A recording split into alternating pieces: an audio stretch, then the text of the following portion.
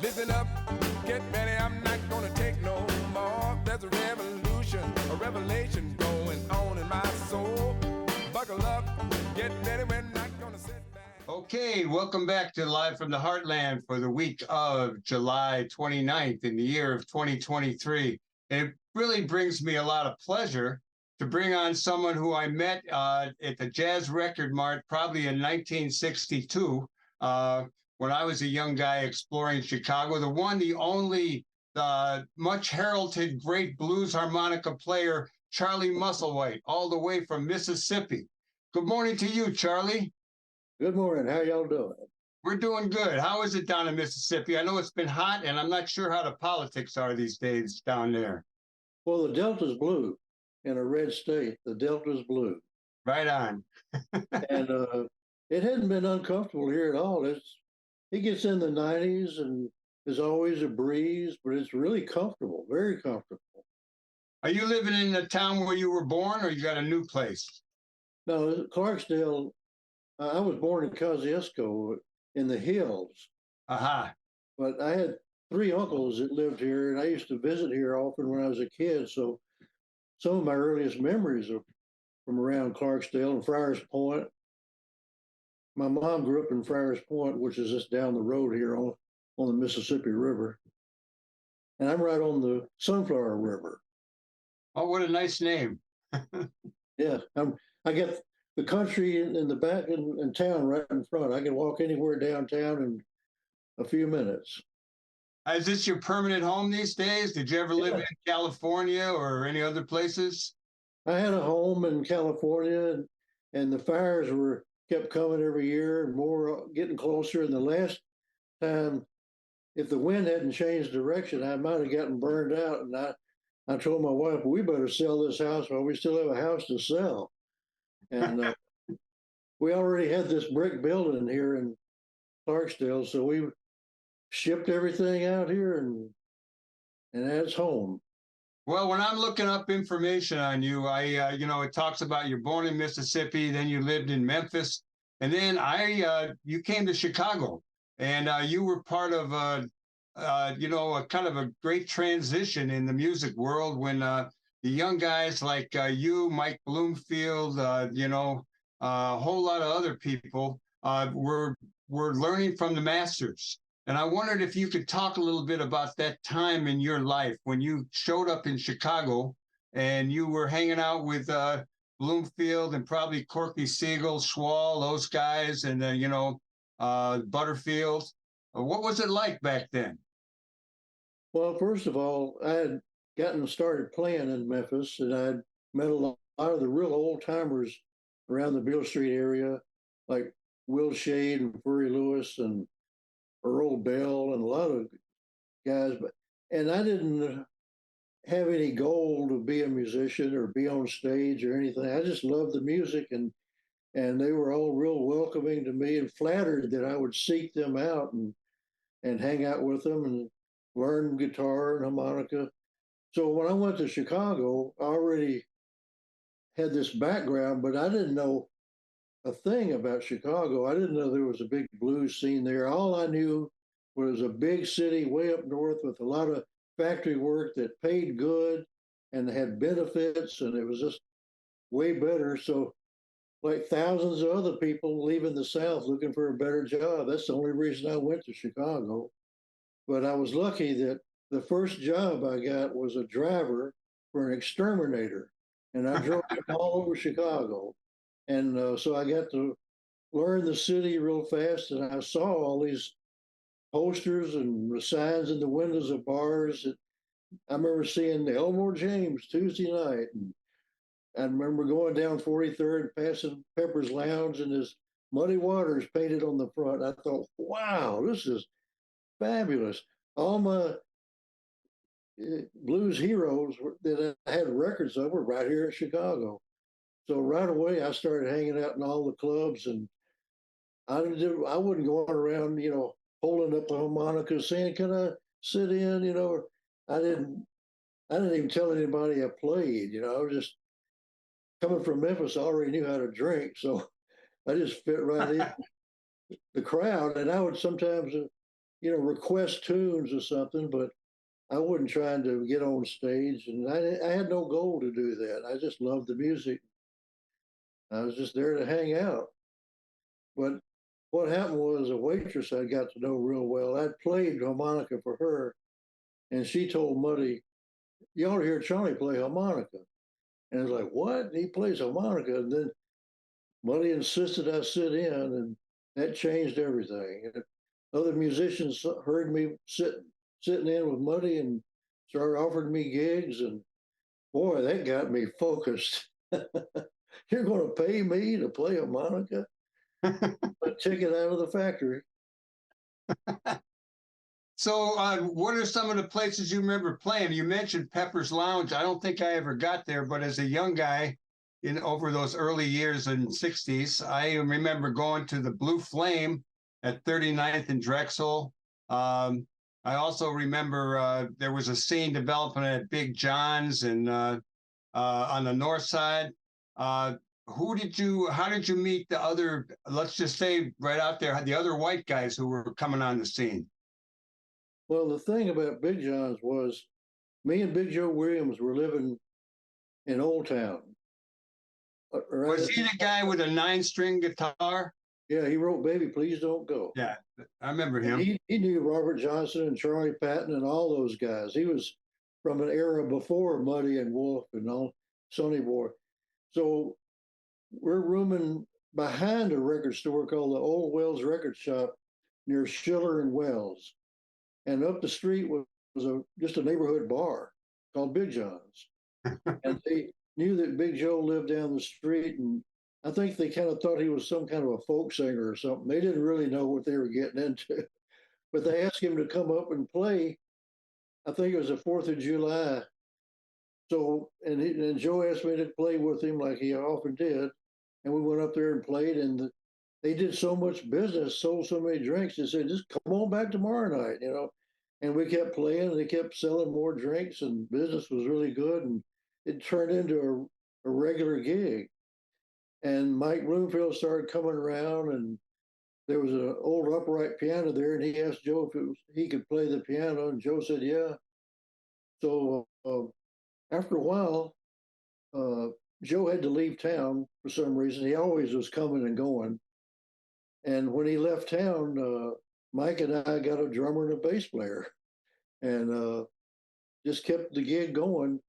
And then other bars on the north side started seeing the great business that Big John's was doing. Plus, we told them on the nights we weren't working, "Why don't you have Muddy Waters? Why don't you have Howlin' Wolf or Little Walter?" And so they started hiring blues bands from the South Side. And that was the beginning of the whole blues scene flipping over from the South Side to the North Side, because the clubs on the South Side were just too small. They just couldn't pay. They didn't hold as many people as these bigger clubs on the North Side. So the whole scene just flipped over, starting on that 4th of July with me and Big Joe Williams. Do you remember a place called the Fat Black Pussycat on Broadway? I've got a photograph I did of Muddy Waters and James Cotton, and I remember them playing with a couple of young white kids, and I'm pretty sure that's the name of the place, but I got this great photo. I could send you a copy of it. Yeah, I love that. Well, I used to live, my first place I lived was 4040 North Broadway, near Montrose, I think. Uptown. I don't remember this club you're speaking of. Must have come after I left or something. Well, what moved you out of Chicago? I still think it's the greatest city in the world, and I know you're coming to town to play on August 3rd along with Elvin Bishop up at Ravinia. But you haven't been around here for a lot of years, except when you come to play now and then, or probably be in a movie once in a while. Well, I really love Chicago. It was really good to me, and I have a lot of good friends there, and a lot of good friends that are not with us anymore. But it's a wonderful city in many ways, and I really miss it and have great memories of my time there. The winters are pretty rough on me, though. Well, I was having a great time in Chicago, and my first album came out, And suddenly I'm getting calls from all around the country, come play this club or that club. And I just kept putting them off because I was plenty busy and having a great time right there in Chicago. So finally, some guy offered me a whole month of work in California for really good money. So I thought, well, I'll just fly out there and do those gigs and come on back. But when I got out there, I discovered that the whole West Coast, all the way up to Seattle and Portland, Oregon, and down to San Diego, there are all these big venues, ballrooms, and they really, it's sort of like the Chicago story, South Side to North Side. Now it's Midwest to the West Coast. These are bigger clubs, and they paid way more money. I could actually work and not have to have a factory job, a day job, like you do in Chicago. Fact of the business, a lot of the guys in Chicago had day jobs, except for like Muddy or Wolf, because they had regular singles coming out and they toured, and so they were doing well. But all the other guys mostly had day jobs. So anyhow, there I am in California, and man, the weather was beautiful. All these young hippie girls are running around, and it was just I had no interest in California before I got there. Boy, my eyes opened up, and I just didn't go back. Yeah, it was pretty nice out there. I was out at Berkeley in '64 for a couple of years, but I came back to Chicago, and I've had no regrets.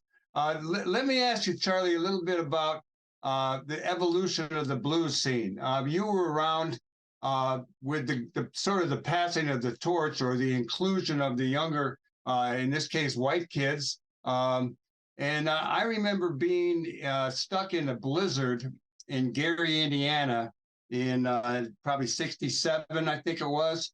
I remember that. A guy named Skip James was on the bus that was stranded along with us during the blizzard, and he was on his way to the University of Chicago Folk Festival, and I remember asking him to play a little music, and some younger African Americans started turning on their boom boxes. They didn't want to hear the older music, and I'm just wondering. I think now in the blues scene, which you're flying around the world doing the music, are younger Black kids coming back into the scene? What's the status of the blues scene these days? Yeah, now it's become acceptable to younger and that's really great. I mean, you got a lot of really great players that are coming up that are not playing blues rock. They're playing really good blues, very tasteful, and they're interested in the history of blues, and they're studying the old recordings and stuff. I remember when I lived in Chicago and was working in a factory, Monday morning you talk about what you did over the weekend. Blue Monday. On your break, and I'd be talking about, well, I went to hear Muddy Waters, and these Black guys my age would say, Muddy Waters, what's wrong with you? So I like Muddy Waters. And man, that's the old folks' music. You got to get up with the times, man. That stuff's over with. I said, well, I like Muddy. I like Howlin' Wolf. Howlin' Wolf, man, you are crazy. I mean, they just thought I was nuts. They couldn't believe it that I liked this old folks music, and they wanted nothing to do with it. I mean, zero. They said, you got to listen to the Supremes. I said, yeah, man, I like the Supremes, but I still like Muddy Waters. Oh, man. They couldn't believe it. So now it's really refreshing that that's turned around. And I saw something the other day. I forget who said it. Yeah, we're taking it back, as if somebody stole it. No, kept it alive. That kept hardly it was going. the case. Yeah. Well, you're on the road a lot. There are a lot of blues festivals these days, and you have reached a place in your life where you've gotten a lot of notoriety, and people have a lot of love and respect and want to hear your music. I'm wondering, for you as a working musician all these years, how do you keep your health?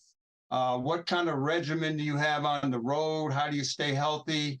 Do you work out? Do you run? I had a kid in a band, a couple kids in a couple bands, and I know they were on the road all the time, and they were eating terrible food. And I just wonder what your situation is there, because you got to be strong to be up there singing the blues. Well, that's a good question, and I often wonder what other people do. Uh, I try to stay active. I like to walk. I don't go to the gym in the hotel or nothing like that. I should, but I don't. Uh, Very occasionally, I might. But walking is good, and I try to eat well. I try to, you know, not eat all the fried food I want, and I Oh, don't that feeling. eat much in the way of sugar or nothing. And I always carry organic, crunchy, dark roast peanut butter in my suitcase with low carb tortillas. So if I need a snack and I can't find anything decent to eat, I'll just have some of that till I can find something good. So I try to, eat salads or something and try to eat vegetables. But it's Am hard I to. am I correct that I read somewhere that you had listened to a song about a young woman who was stuck in a well, and then after you heard that song, you gave up drinking? I don't know if you still have. No, it wasn't a song. I was on my way to work. I Ah, was okay. having to work, and I was listening to the radio, and on the news, they were talking about this little girl that fell in a well in Texas named Jessica McClure. And she's down in the bottom of the well, and I think she has a broken arm, and they've lowered a microphone down so they can talk to her. And she's in a life and death situation. They're not sure how they can get her out or what to do. And um, I was really impressed by her bravery. I mean, there she is in the bottom of a well, and she's like singing nursery rhymes to herself. And here I am on my way to work to do something I know perfectly well how to do.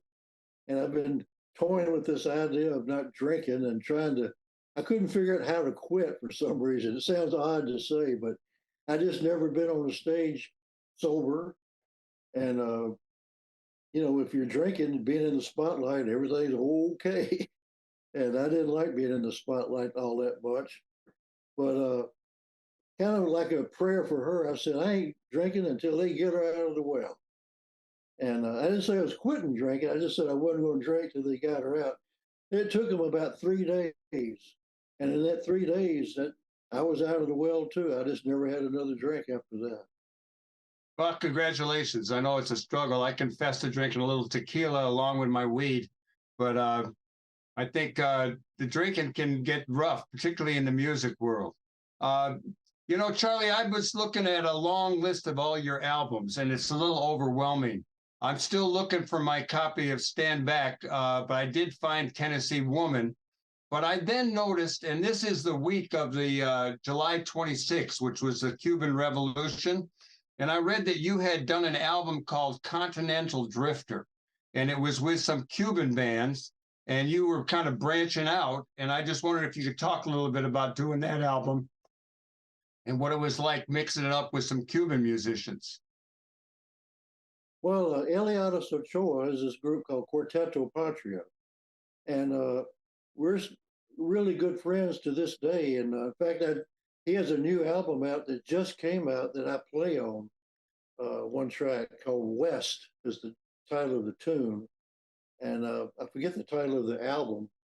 But he still lives in Cuba, but tours the world. When I was living in Memphis, going around to all the junk stores looking for blues records, old 78s, anything else that looked interesting, I'd buy that too.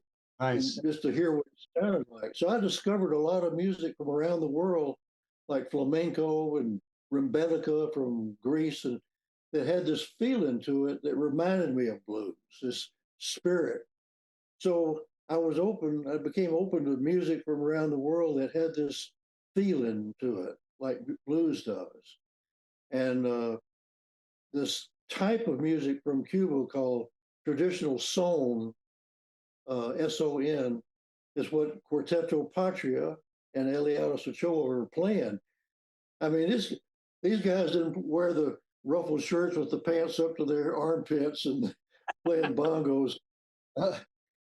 These guys wear jeans and cowboy hats, and they're real down home. They live in the Oriente, the eastern end of Cuba, and they're cowboys, and they're from the country, and they play. I call them muddy. I call Eliana Ochoa the muddy waters of Cuba. He plays a seven-string guitar, and we just hit it off immediately. Well, anyhow, so I discovered Quarteto Patria, and I knew a guy that could get CDs from Cuba. And I had everything they'd recorded, and I really knew their music. I was playing a festival in Bergen, Norway, and the promoter turns out he is also a fan of Quarteto Patria. Each one of us is the first person we met that knew anything about them, even knew they existed. And so it was exciting to meet another person that knew about them. Well, he calls me some months later and says, guess what? I got Quarteto Patria coming to my festival. I want you to come back. So I went back the next year, and I'm thinking, man, I got to take me one of them DAT recorders in case we get to jam or something. Then I thought, well, they probably have a studio there in Bergen, Norway. Why don't we just go in and record? So my idea was to have them play Cuban rhythms under blues as an experiment. Well, I played them some blues tracks, and I could see them like, oh no, they knew nothing about blues. They'd never even heard of B.B. King. I mean, so they liked it, but they didn't know what it was. So I said, that's okay. Play your tunes. I know them, and I'll put my own lyrics to them. And that's what I did. Well, I'm going to look forward to getting that and hearing it. I have a good friend named Pablo Menendez who has a band called Mezcla down there. His mother is Barbara Dane, who was a blues jazz singer. We brought them, whenever Bush was out of office, we brought them to a place I ran called the Heartland Cafe. And, I think you guys have probably hit it off, but his mom. Let me ask you about, you got a new album out, and I think, I don't know if it's a solo album. It's called Mississippi Sun. How about giving a little info on that one? Okay, I will. But before that, I'd just like to say on YouTube, you can hear those tunes I did from Continental Drifter. Oh, on YouTube, good. Okay. I love YouTube. You can get a lot of great stuff on there. It's amazing what you It can is. find. So the pandemic was on, and everything was shut down, and I wasn't touring, I wasn't working anywhere. I'm just here in Clarksdale, and 3 blocks away, a good friend of mine has a studio, and it's a really good studio. Morgan Freeman does his voiceovers for ads there. Yeah. And so I was just hanging out over there, and he's got a lot of guitars, and I'm just playing around. And one day he says, you mind if I tape some of these tunes you're playing? I said, no, go ahead. So every time I'd come by, I'd tape another couple of tunes. And at some point, my wife said, this could be an album. And we thought about it and listened back to what we had and thought, yeah, it could be. So then we brought in a local drummer named Quicksand and a bass player named Bud Bays, and did some more tunes and filled it out. And I was playing guitar on every tune, so I overdubbed my harmonica.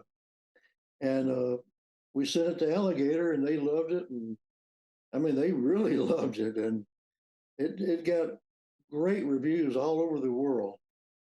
And I'm kind of proud of it myself. Well, I'm going to look forward to listening to it. Now, I understand, and I know you're going to be playing up at Ravinia in Highland Park on August the 3rd at 7:30, and you got Elvin Bishop with you. And I remember meeting Elvin Bishop back in about 1962. I've heard all you guys play a bunch. How about giving us a little bit of a promo for your concert together at Ravinia coming up in another week or so? Well, Elvin and I, we met back in Chicago and were acquainted, but we really became much better friends after we both moved to California. And we have just a great time. We sit side by side. We have Bob Welsh playing piano and or guitar backing us up. And I'll do a tune, Elvin will do a tune. We'll tell stories in between tunes.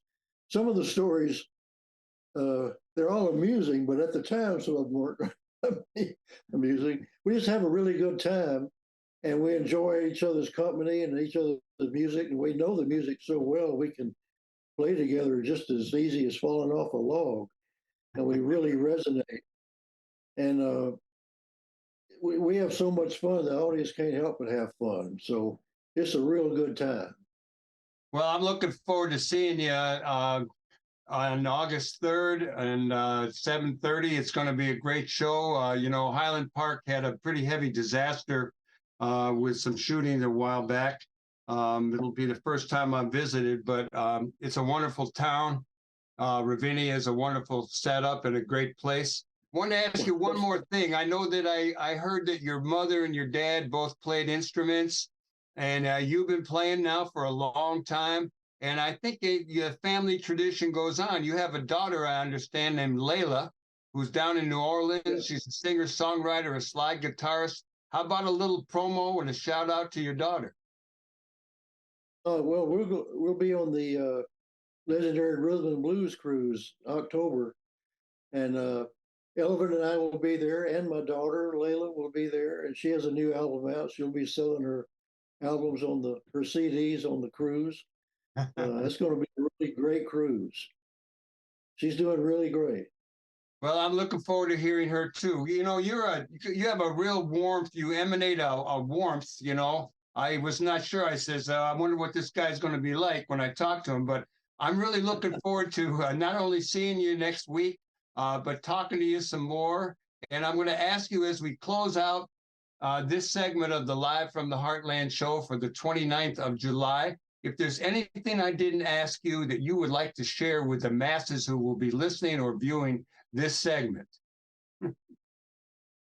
Well, we just love to play the blues for people, good blues, and I hope they come and hear us. And I guarantee you'll have a good time. We'll all have a good time. We'll go home with a smile on our face. We're going to blow all the blues away. Won't be none left. What a guy. Charlie Musselwhite, it's an honor and a pleasure to make your acquaintance again since 1962. And we'll see you next week up in Ravinia. I'll be looking for you. Right on, brother.